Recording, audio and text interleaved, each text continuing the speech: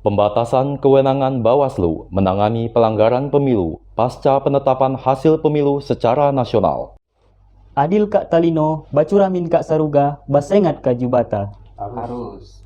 Assalamualaikum warahmatullahi wabarakatuh. Shalom, Om Swastiastu, Namo Buddhaya, dan salam kebajikan. Perkenalkan, kami tim debat dari STH Sultan Muhammad Safiuddin Singkawang. Saya sendiri Tri Daryanto sebagai pembicara pertama, Herman Muin sebagai pembicara kedua, dan Edilius Sean sebagai pembicara ketiga. Dewan juri yang terhormat, di sini kami berdiri pada posisi pro menyatakan setuju terhadap mosi bahwa Bawaslu tidak berwenang menangani pelanggaran pemilu pasca penetapan hasil pemilu secara nasional. Adapun yang melatar belakangi kami setuju pada mosi ini yaitu dalam pasal 407 Undang-Undang Pemilu terdapat atribusi kewenangan pada Bawaslu untuk menangani pelanggaran administratif pemilu yang berkaitan dengan kesalahan proses rekapitulasi hasil perhitungan perolehan suara peserta pemilu. Di sini, Bawaslu berkewajiban menyelesaikan perkara tersebut selama 14 hari kerja sejak laporan dan temuan diterima dan diregister. Namun demikian, dalam praktik pelaksanaan wewenang Bawaslu tersebut justru berbenturan dengan kewenangan Mahkamah Konstitusi dalam memutus PHPU. Konteks kedua kewenangan tersebut berkaitan erat dengan hasil perolehan suara peserta pemilu yang memungkinkan Bawaslu menghasilkan putusan yang berakibat pada hasil perolehan suara peserta pemilu. Kewenangan yang sangat luas tersebut membuka peluang benturan maupun tumpang tindih putusan antar lembaga negara. Hal ini menimbulkan ketidakpastian hukum bagi pelaksana putusan tersebut, baik peserta pemilu maupun penyelenggara pemilu, dalam hal ini KPU. Oleh karena itu, kami mengangkat judul pembatasan kewenangan Bawaslu menangani pelanggaran pemilu pasca penetapan hasil pemilu secara nasional.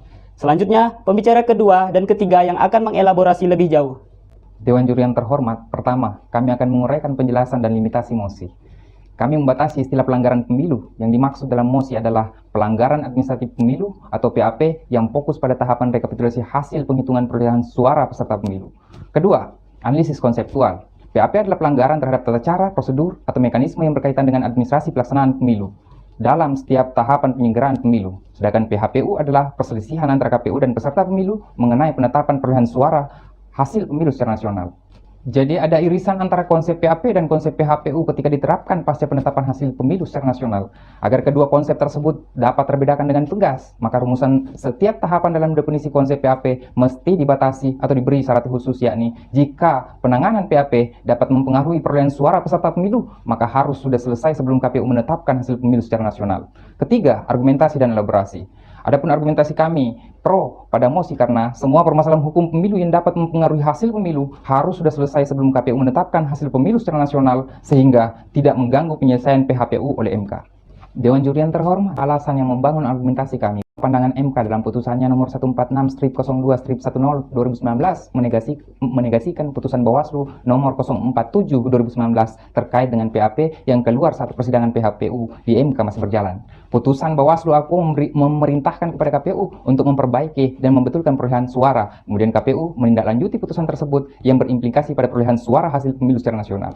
MK berpandangan bahwa segala sesuatu yang menyangkut atau berimplikasi pada perolehan suara setelah penetapan perolehan suara hasil pemilu secara nasional menjadi kewenangan MK untuk memeriksa, mengadili, dan memutusnya. Dewan juri yang terhormat, sebagai kesimpulan, PAP pada tahapan rekapitulasi hasil perhitungan perolehan suara peserta pemilu harus sudah selesai sebelum KPU menetapkan hasil pemilu secara nasional.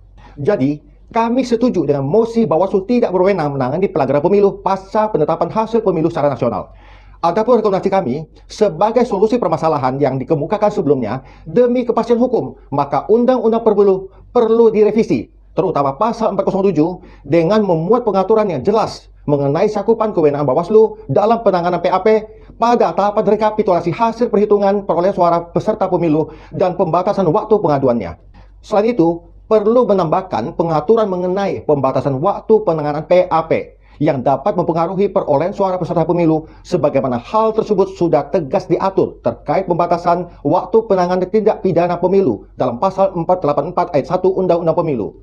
Dan atau dalam revisi undang-undang tersebut memperjelas definisi PAP yang diberi syarat khusus, yakni jika penanganan PAP dapat mempengaruhi perolehan suara peserta pemilu, maka harus sudah selesai sebelum KPU menetapkan hasil pemilu secara nasional, agar konsep PAP dan konsep PHPU dapat terbedakan dengan tegas. Demikian presentasi yang kami sampaikan. Terima kasih. Wassalamualaikum warahmatullahi wabarakatuh.